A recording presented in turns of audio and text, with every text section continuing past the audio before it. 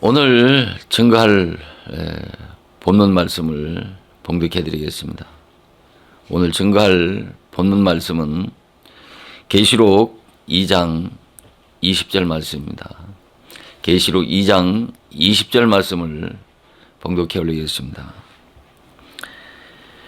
그러나 내게 책망할 일이 있노라. 자칭 선지자라 하는 여자 이세벨을 내가 용납함이니 그가 내 종들을 가르쳐 깨어 행음하게 하고 우상의 제물을 먹게 하는도다.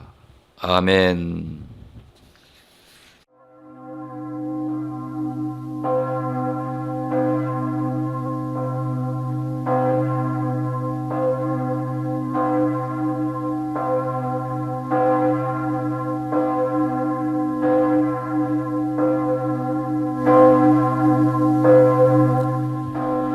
전 시간에도 말씀을 드렸던 것처럼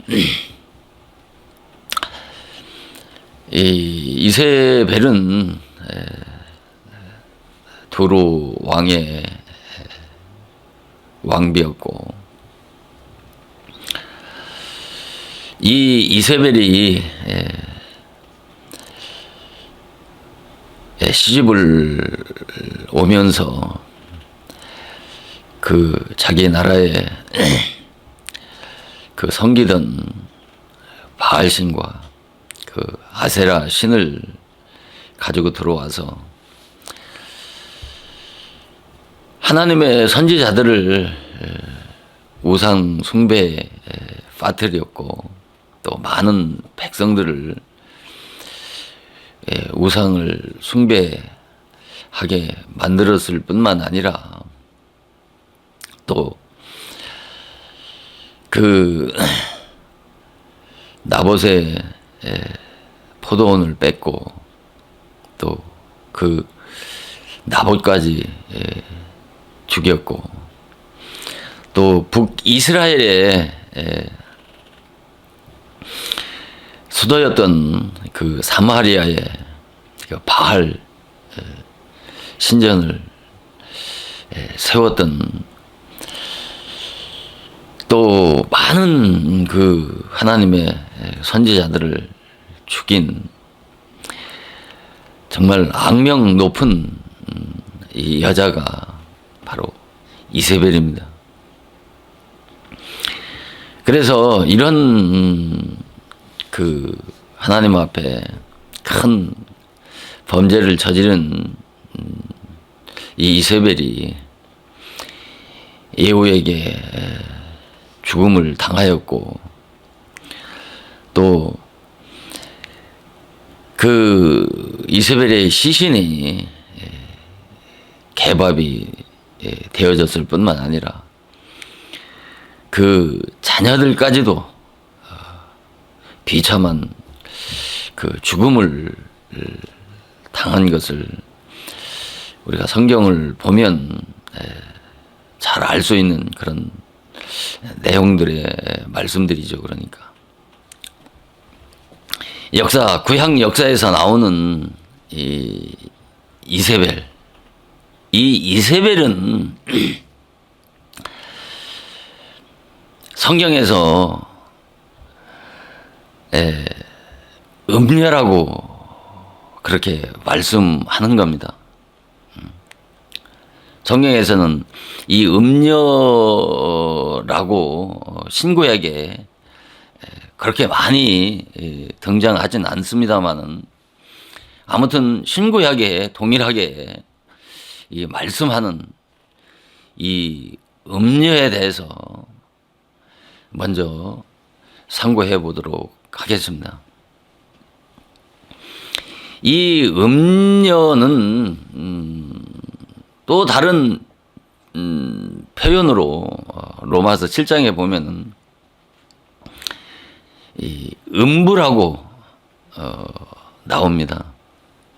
음나랄 음자에다가 이 제함이 이 부자. 근데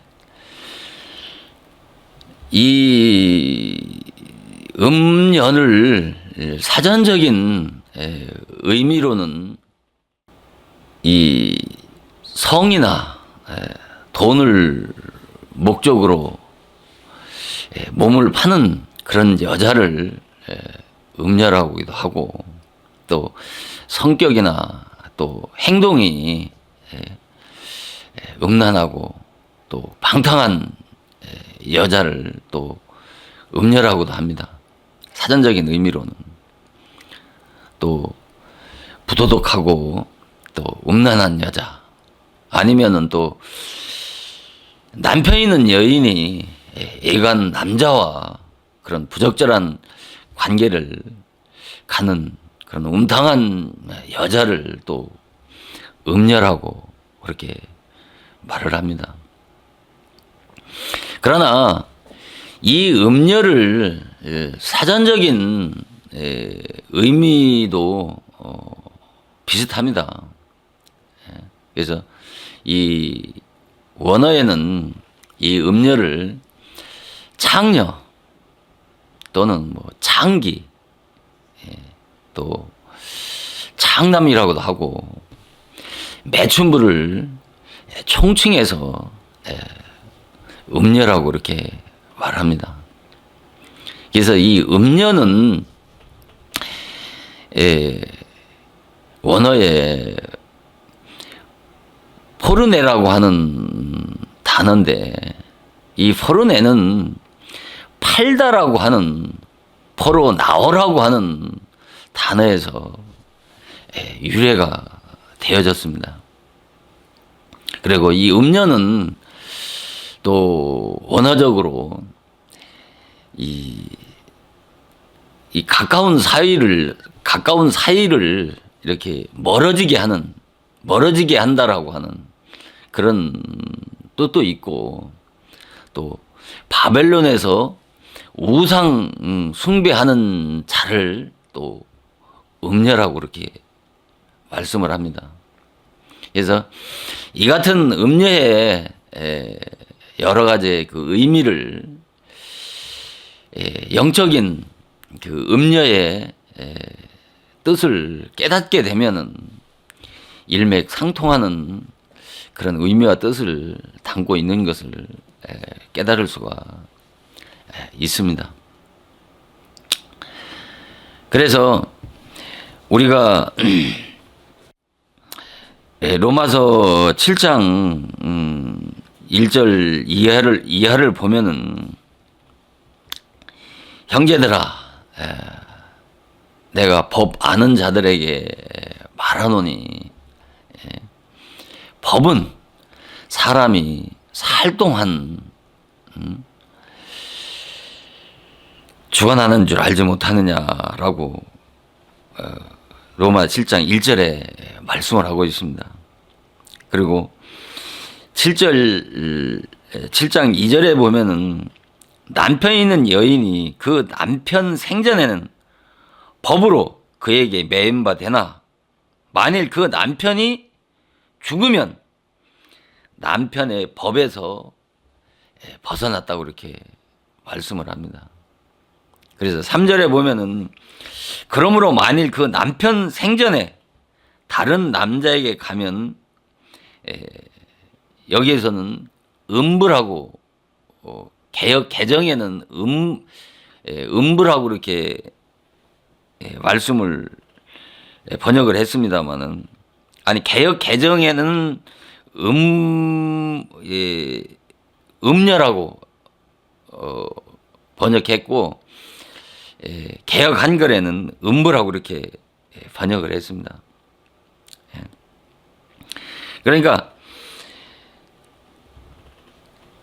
그 남편 생전에 다른 남자에게 가면 음녀라. 그러나 만일 그 남편이 죽으면 그 법에서 자유케 되나니, 다른 남자에게 갈지라도 음녀가 되지 아니하리라, 음부가 되지 아니하리라, 이렇게 말씀을 하고 있습니다. 그러니까 여기서는 음부나 음녀는 바로 남편이 있는 여자가 다른 남자에게 가서 부적절한 그 관계를 맺는 그런 여자를 음년이 음부라고 그렇게 말씀을 하고 있습니다. 이 음녀나 이 음부라고 하는 이 단어의 그 의미에 대해서 잘 이해를 해야 하는 것입니다.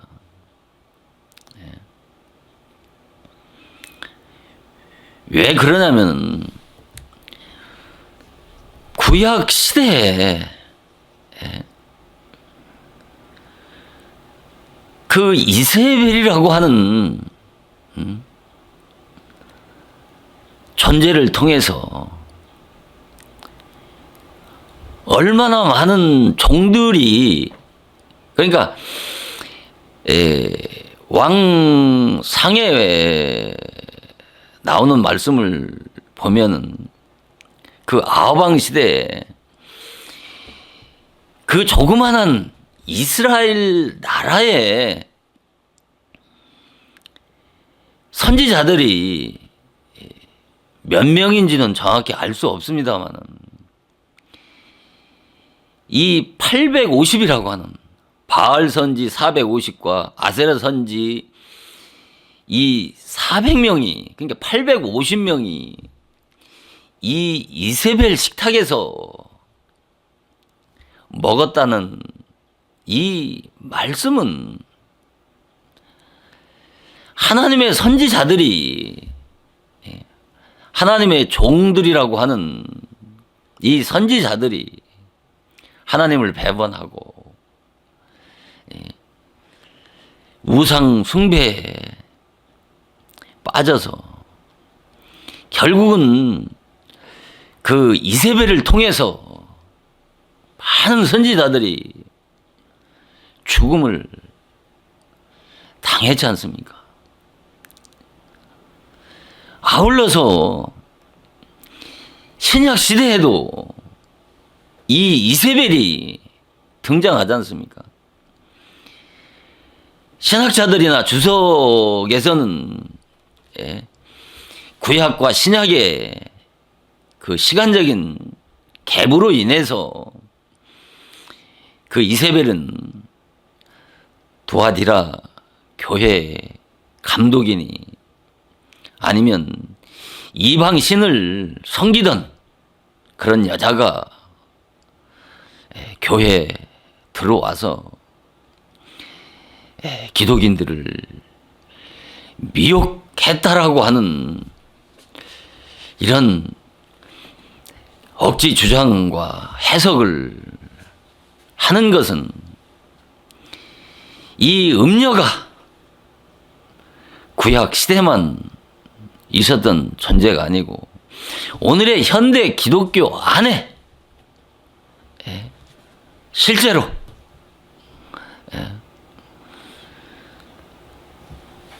구약 시대와 같이 신약 시대 두아디라 교회에 들어와서 수많은 종들을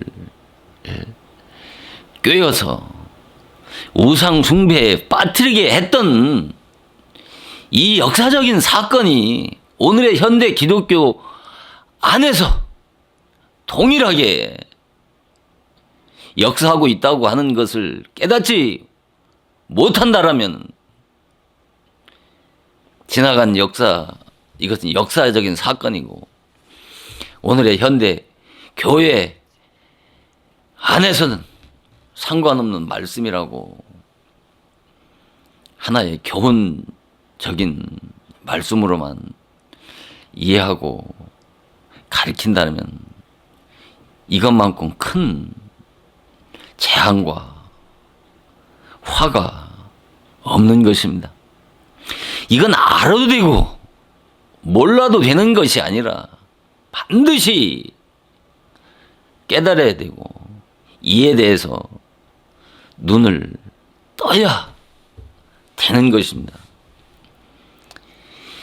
기독교 안에서 성경 안에서 나오는 이 우상이라고 하는 것만큼 깊고 깊은 진리가 없는 것입니다. 이 우상이라고 하는 것 가지고 평생을 죽을 때까지 설교를 다 해도 할 수 없을 만큼 그만큼 성경 전체에 키워드가 되고 주제가 되어진다라고 할 만큼 많은 성경에 큰 비중을 차지하는 말씀도 없다고 해도 과언이 아닌 것입니다.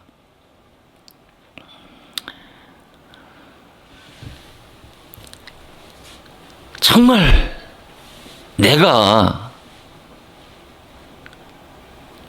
그 하나님으로부터 정말 저주를 받아서 그 멸망받은 그 영적 이세벨이 정말 내 자신이 아닌가? 이것을 깨닫느냐 못 깨닫느냐라고 하는 것은 이거는 저주와 그 멸망이라고 하는 정말 중태대한 문제인 것입니다. 그러니까 이것을 깨달으면 하나님으로부터 그 책망과 그 저주로부터 벗어날 수 있지만 그렇지 않으면 하나님의 그 엄청난 심판을 피할 수 없는 일이라고 하는 것을 깨닫지 못하면 이것만큼 불행한 화가 없는 것이라고 하는 것을 깨닫는 그런 은혜가 있기를 주님의 이름으로 축원을 드립니다. 여기 로마서에서 말씀하는 여기서는 음부라고 그러지 않습니까? 음부라고 그 개역 성경에는 그렇게 번역을 했습니다만 개역 개정에는 음녀라고 그렇게 나오는데 자 보세요. 다른 이 얘기가 이 말씀이 무슨 육신 문자적으로 보면 어떤 육신의 얘기지 않습니까? 남편이 있는 여자가 다른 남자에게 가서 부적절한 관계를 맺는다면은 그 당연히 뭐 음년이 음분이 뭐 음탕한 여자니 옛날에는 뭐 그런 여자를 환양년이라고 그러지 않습니까?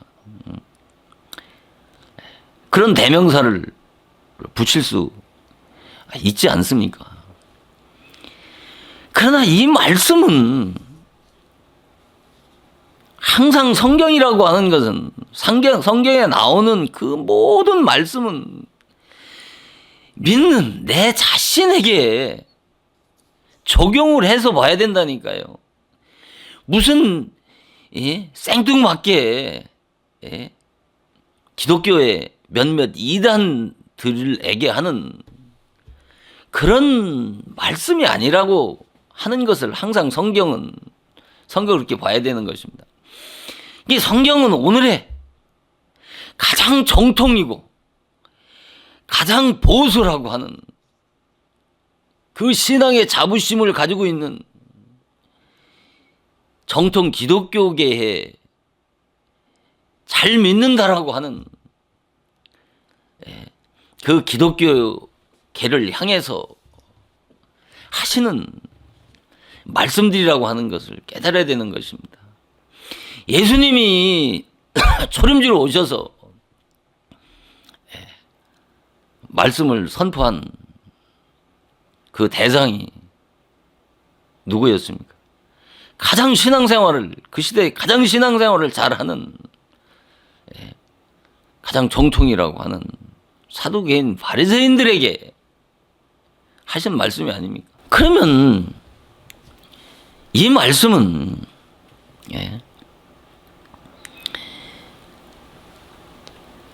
그 음녀가 누구냐는 거예요. 음부가 누구냐 말이에요. 왜 다른 남자에게 갔느냐 말이에요. 자, 우리가요, 호세아서를 읽어보면 그 호세아의 아내가 누굽니까? 고멜이지 않습니까? 고멜.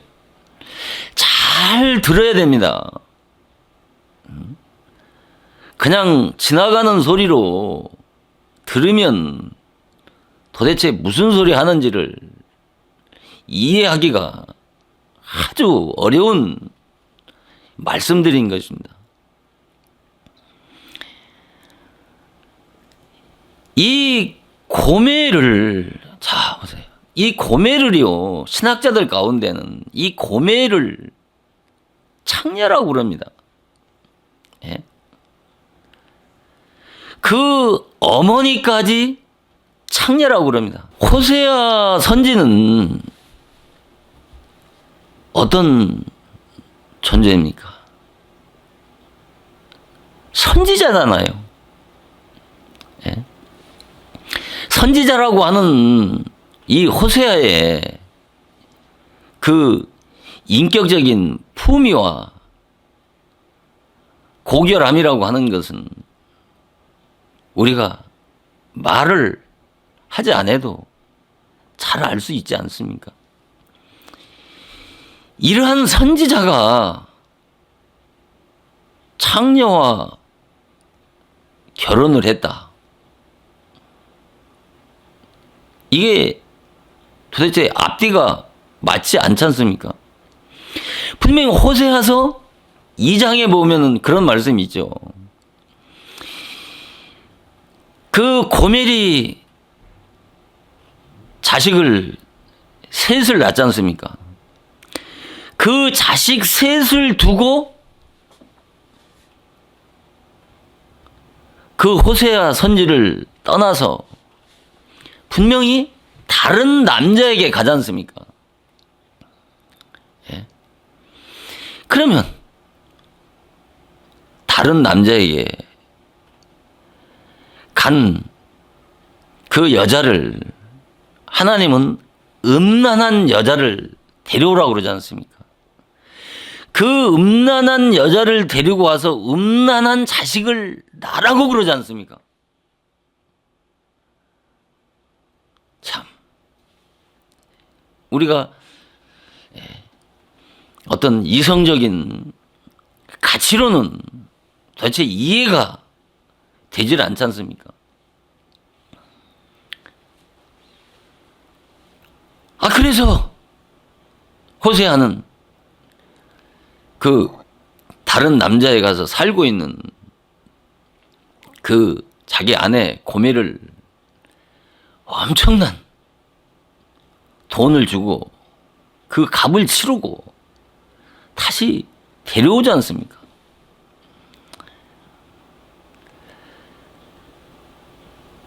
여기에서 아주 중요한 진리를 놓치면 안 되는 것입니다. 이 고멜이라고 하는 여자는 뜻이 뭐냐면 끝이라는 뜻입니다. 마지막이라는 뜻이에요. 이 히브리 원어의 뜻이. 그리고 이 고멜은 육적인 북이스라엘, 그러니까 북이스라엘, 타락한 북이스라엘을 상징하는 거예요. 이 고멜은 영적으로는 신약에 거듭나지 못한 율법 아래에 있는 그런 신자를 상징하는 것입니다. 그러니까 신약에는 영적으로 보면, 그러니까 율법 사명자 밑에서 율법의 주관자 밑에서 종로로 타는 자를 영적으로 고매를 신약시대에 그런 신자를, 그런 교회를 상징하는 것이죠. 그러니까. 자, 타락한 북이스라엘인데 실제로 육적으로 보면은 이스라엘이 하나님의 선민으로 택함을 받았지 않습니까? 이 북이스라엘이 하나님을 배반하고 다른 신을 섬기고 우상 숭배에 빠져서 결국은 하나님의 심판을 받아서 멸망을 받지 않습니까? 그것처럼 이 호세아 선지가 자, 창녀 같은 그 신분의 여자가 이 고결한 호세아 선지와의 결혼은 뭐와 같으냐면 우리 인간의 죄인인 우리가 그 고매하고 고상한 거룩한 예수 그리스도와의 영적인 결혼한 것과 같은 것이죠. 선민 이스라엘이 타락하잖아요. 오신 예수를 배척하고 그 예수를 또 죽이잖아요. 이것처럼 이 영적으로 보면은 우리가 하나님의 선택받은 자로서 교회에 나오잖아요. 이 고멜이 호세하는 뜻이 구원자라는 뜻이에요. 하나님을 떠나서 다른 남자에게 간단 말입니다. 자, 육신적으로 보면은 이 고멜이 타락으로 인한 그 타락으로 인해서 다른 남자에게 가는 것처럼 돼 있잖아요. 영적으로 보면은 반드시 이 고멜은 다른 남자에게 가야 되는 거예요. 잘 이해를 하셔야 됩니다. 이것을 이런 말씀들을 이해함으로 인해서 성경의 그 심오한 뜻을, 하나님의 섭리를 깊이 이해할 수가 있는 것입니다. 육신적으로 보면은 당연히 이 고멜은 창녀죠. 왜? 그런 고결한 구원자이신 그런 호세아를 만나서 그것이 엄청난 복이고 행복이라는 것을 저버리고 외간 남자에게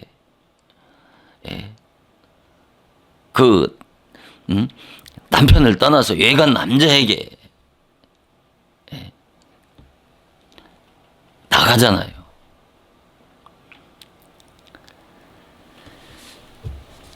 자, 당연히 가야 되는 겁니다. 그 예간 남자에게 가야 되는 거예요. 그것이 하나님의 섭리예요. 가야지 다시 하나님께 돌아오는 거예요. 우리가 사사기에 보면은 삼손이 나오잖아요. 그 삼손이 누구를 사랑합니까? 당연히 이스라엘의 그 전통적인 유대 가정이나 그 유대 가정의 바리새인이나 사두개인과 같은 전통적인 신앙의 가정에 딸을 취해서 결혼을 해야 되잖아요. 그런데 그 삼손은 누구하고 결혼합니까? 블레셋이라고 하는 딥나, 또 드릴라나 딥나나 다 둘 다 블레셋의 여인입니다. 그 블레셋의 여인을 사랑하는 거예요. 우리가 영화를 보면은 나신인으로 선택받은, 구별받은 삼손이 드릴라와 같은, 드릴라를 거기서 뭐라고 나오죠? 기생으로 나오잖아요. 이 기생이 뭐예요? 창녀예요. 음녀라니까요. 그 기생을 사랑하잖아요.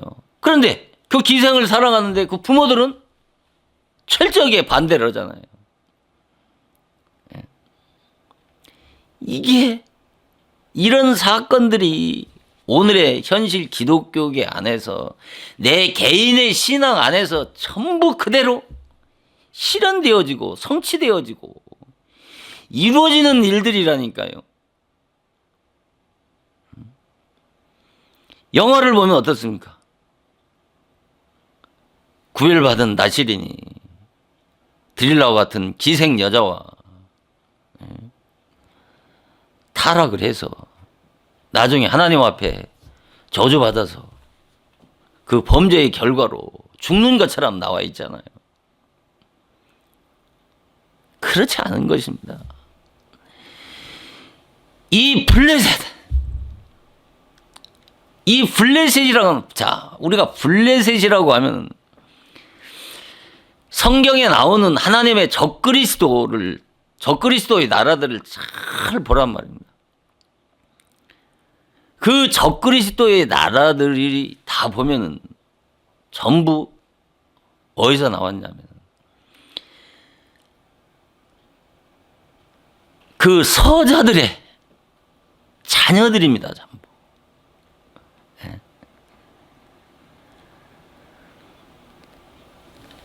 그 블레셋은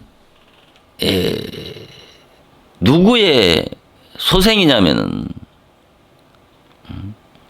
함의 둘째 아들, 그 이름을 제가 기억을 못 하겠습니다만 그 둘째 아들이 사는 거주지가 블레셋입니다.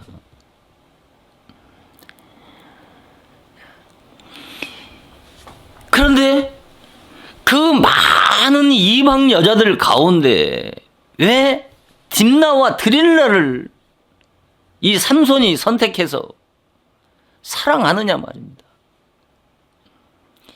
이게 바로 기독교의 심오한 하나님의 섭리고 진리인 것입니다.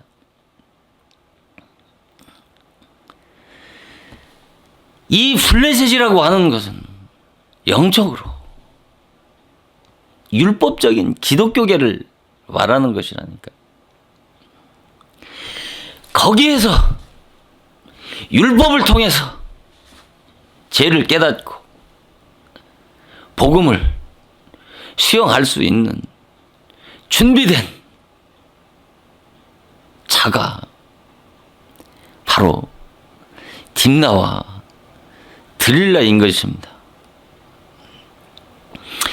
우리가 성경에서 보면 이사야서부터 나오는 그 남은 자에 대한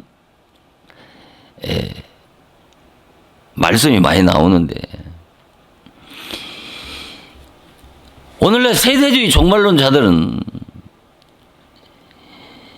이 이스라엘의 회복을 바로 육적 이스라엘이 본토로 돌아오면은 역사의 종말이 온다라고 그렇게 성경을 해석하지만은 그게 아닌 것입니다. 이 기독교의 구원의 역사라고 하는 것은 민족적 구원의 역사가 아닌 것입니다. 개인의 구원인 것입니다. 남은 자는 이스라엘이 육적 이스라엘, 이 육적 이스라엘은 바로 오늘날로 얘기하면 오늘날 현대 신학, 현대 기독교계 안에 그 전체를 육적 기독교를 의미하는 것이고 율법적 기독교계라고 말하는 거예요. 그 육적 이스라엘이 멸망했을 때 구루터기는 남겨두고 그 남은 자를 구원하셨던 것처럼 마찬가지예요. 이 현대 기독교가 다 부패하고 썩고 멸망한다 할지라도 남은 자는 다시 구원하는데 이 남은 자가 누구냐면은 영적으로 이 고멜과 같은 여자, 딥나와 같은 여자, 드릴라와 같은 여자. 그래서 예수님이 뭐라고 하시죠? 창기와 세리가 너희들보다 먼저 하나님의 나라에 들어간다고 그러잖아요. 마태복음 21장 31절에. 그러면서 그 32절에는 창기와 세리는 나를 믿는데 너희들은 바리새인들, 사두개인들은 너희들은 나를 믿지 않는다라고 탄식하시잖아요. 창기와 세리라고 하는 것은 육적인 창기와 세리를 말씀하는 게 아닙니다. 영적인 창기와 세리. 율법 신앙을 통해서 내가 창기와 세리보다도 더 추악하고 악한 죄인이라고 하는 것을 깨달은 자를 말하는 것입니다. 왜 고멜의 뜻이 끝이냐? 마지막이냐? 바로 율법 신앙의 끝자락까지 다다른 자.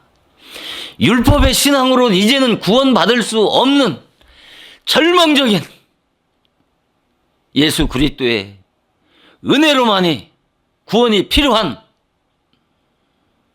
그 율법신앙의 한계의 끝에 다른 그만큼 율법신앙 안에서 성장한 자를 바로 영적으로 고멜과 같이 고멜과 같은 자인 것입니다. 자, 우리가 너무나도 잘 알잖아요. 우리가 누가복음 15장에 나오는 탕자가 나오지 않습니까? 여러분, 이 탕자가 마다들과 이 탕자를 잘 이해해야 되는 것입니다. 탕자는 자기 분깃을 가지고 먼 나라로 가잖아요. 가야 된다니까요. 그 가야 된다라고 하는 말은 왜 가야 되냐? 무엇을 받아가지고 가지요? 분깃을 받아가지고 가잖아요. 그래서 거기에 보면은, 그 누가복음 15장에 보면은 그런 말씀이 나오잖아요. 그 탕자가 창기와 자기 분깃을 그 창기와 더불어 다 허랑방탕한 삶을 살다가 그걸 다 잃어버리잖아요. 하나님께 받은 이 분깃을 잃어버려야 된다니까요. 그게 뭐냐? 인간의 자존심, 체면, 그 다음에 그 탕자가 다 잃어버렸잖아요. 그걸 다 잃어버리잖아요. 하나님께 받은 이 분깃을 잃어버려야 된다니까요. 그게 뭐냐? 인간의 자존심, 체면, 그 다음에 그 탕자가 다 잃어버렸잖아요. 그걸 다 잃어버리잖아요. 하나님께 받은 이 분깃을 잃어버려야 된다니까요. 그게 뭐냐? 인간의 자존심, 체면, 인간의 자랑할 만한 그 온갖 것들을 다 잃어버려야 된다니까요. 거기에 대해서 한번 죽어야 된다니까요.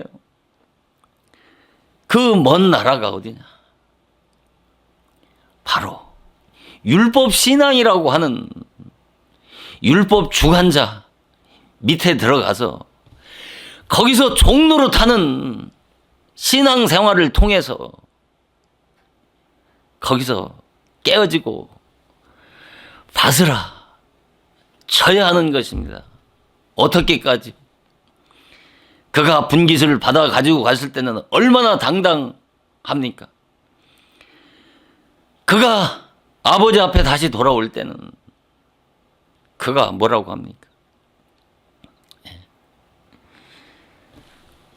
나를 아들로 보지 말라고 그러지 않습니까? 품꾼의 하나로 봐달라고 그렇게 말하지 않습니까? 그러면서 돼지가 먹는 그 쥐엄 열매를 그것도 먹을 것이 없어서 완전하게 바닥으로 내려앉고 바닥이 드러나야 육신적으로 보면은 율법적으로 보면은 맏아들이 축복을 받아야 되지 않습니까? 맏아들이 그 맏아들은 옛사람이 시퍼렇게 살아서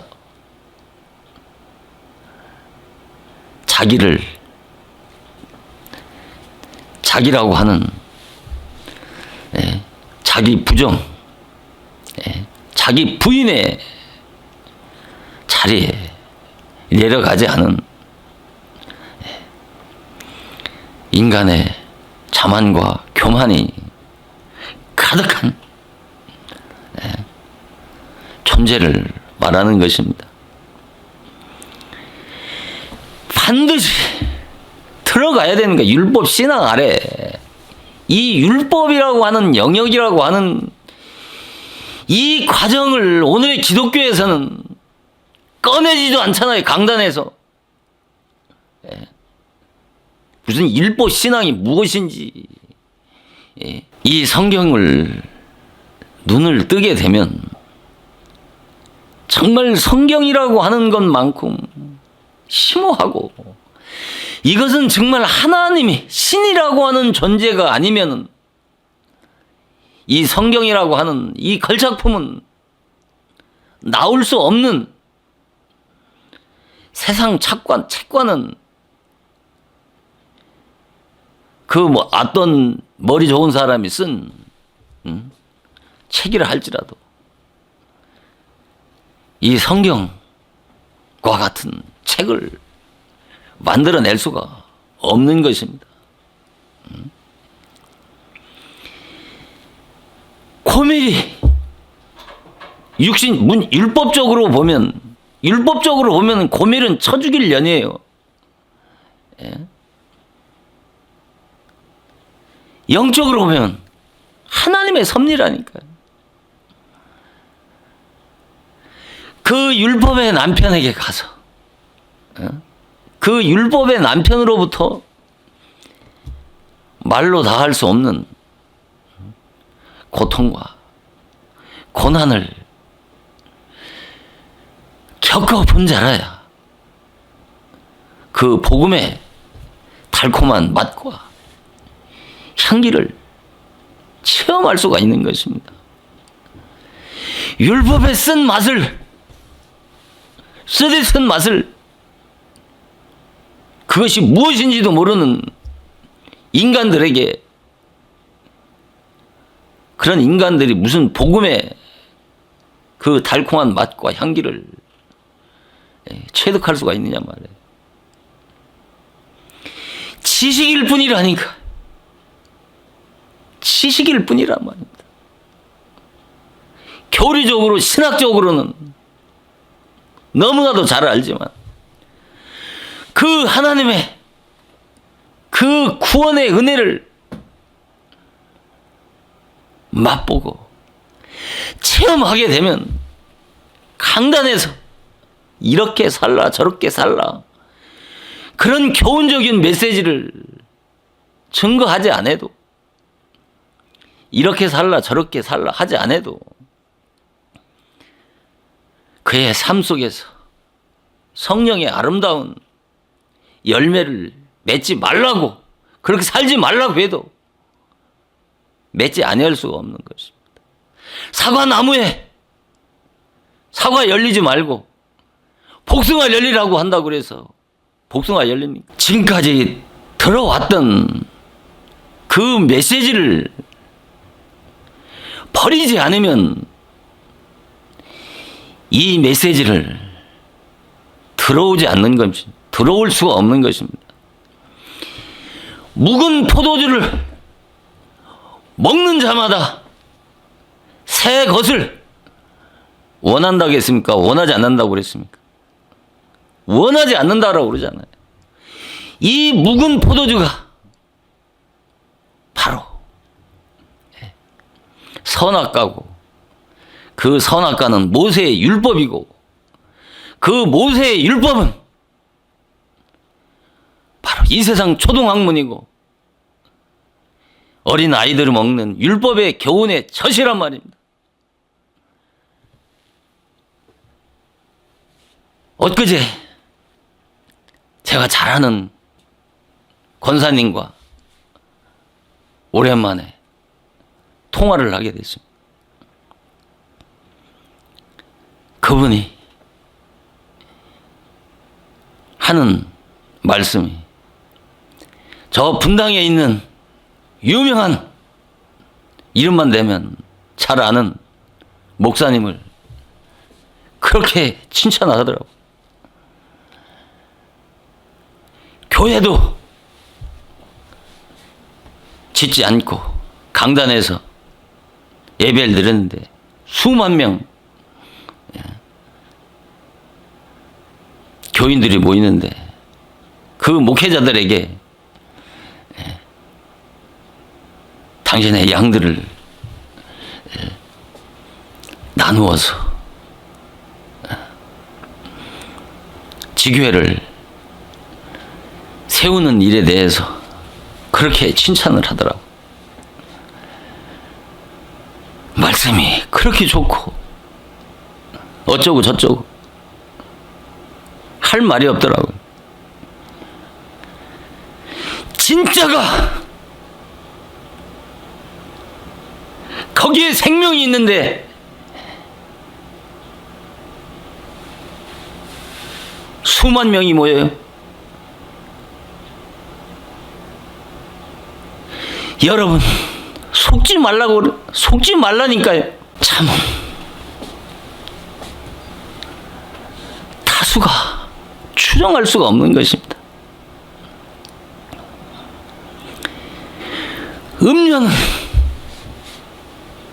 이 이세벨을 뭐라고 합니까? 왕하에 보면 음행과 술수가 능하다고 그랬어요. 에베소 4장 14절을 보십시오. 내가 이제부터는 어린아이가 되지 아니하노니 사람의 계술과 간사한 유혹에 빠져 교훈의 풍조에 요동치 않게 하려 함이니라. 교훈이 뭐라고 그랬습니까? 디다스 칼리아, 교사, 선생이라고 하는 디다스 칼로스에서 유래된 단어라고 그랬습니다. 그 교훈, 그 교훈이 잠언서 7장 21절에 여러 가지 고운 말로 혹하게 하고 입술에 호리는 말로 꼬인다고 그러지 않습니까? 꼬이고 혹하게 하고. 여러분, 사람의 눈으로 볼 때 훌륭하고 존경할 만한 인격과 모든 것을 다 갖췄다고 할지라도 그 입술에서 진리가 나오지 않으면 그것은 다 거짓인 것이고 하나님이 보실 때 가장 사악한 거짓이고 의선자라고 하는 것을 깨달아야 되는 것입니다. 사람의 괴술, 간사한 유혹, 어린 아이들은 절대 분별할 수가 없는 것입니다. 그래서 고린도 후서 13장 11절에 내가 장성한 어린 아이 때는 말하는 것이나 생각하는 것이나 깨닫는 것이 어린 아이 같았다고 그러지 않습니까? 사도 바울. 그런데 언제? 장성한 후에는 그 어린 아이들을 일들을 다 버렸다고 그러지 않습니까? 이 율법이라고 하는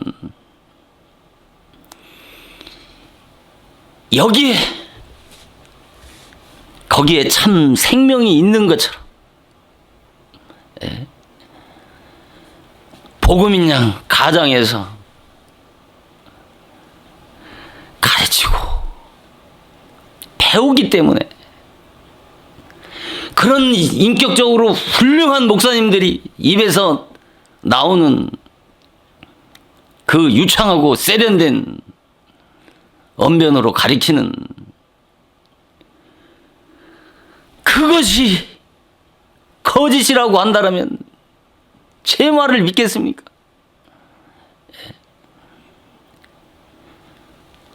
왜 18장 계시록 18장 2절에 무너졌도다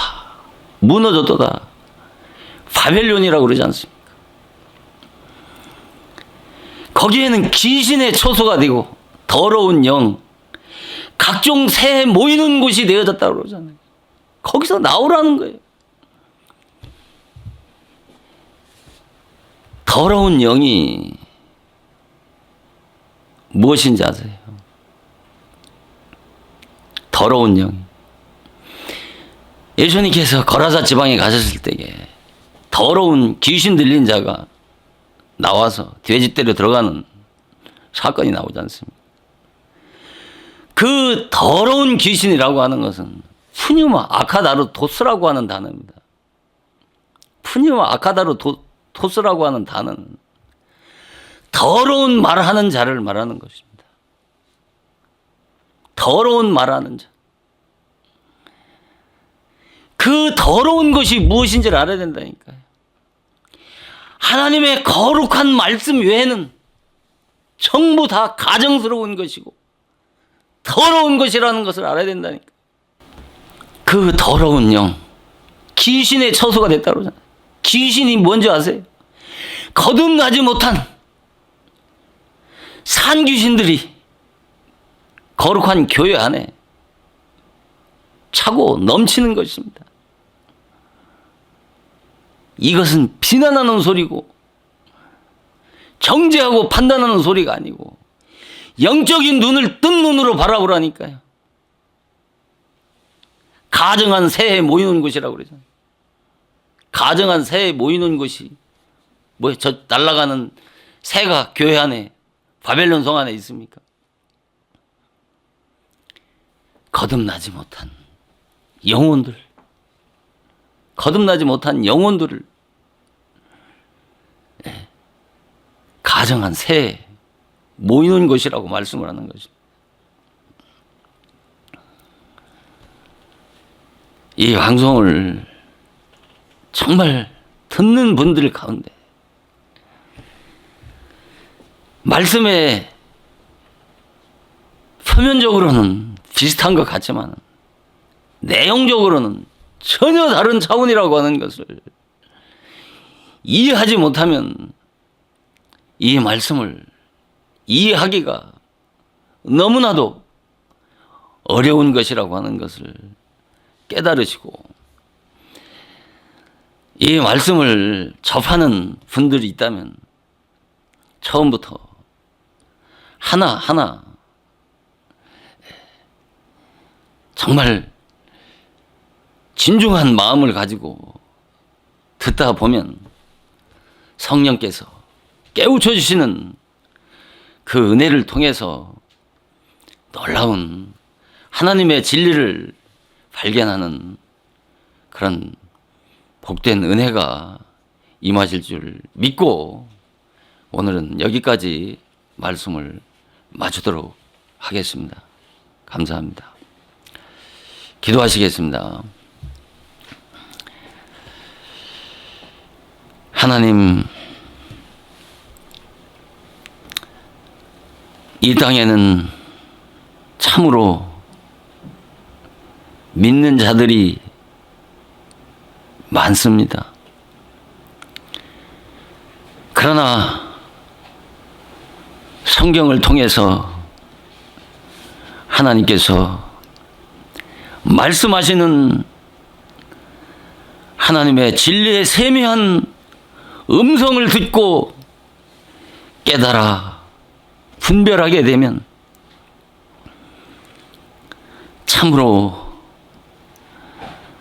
믿는 하나님의 임마누엘 복된 자녀들의 수는 소수이고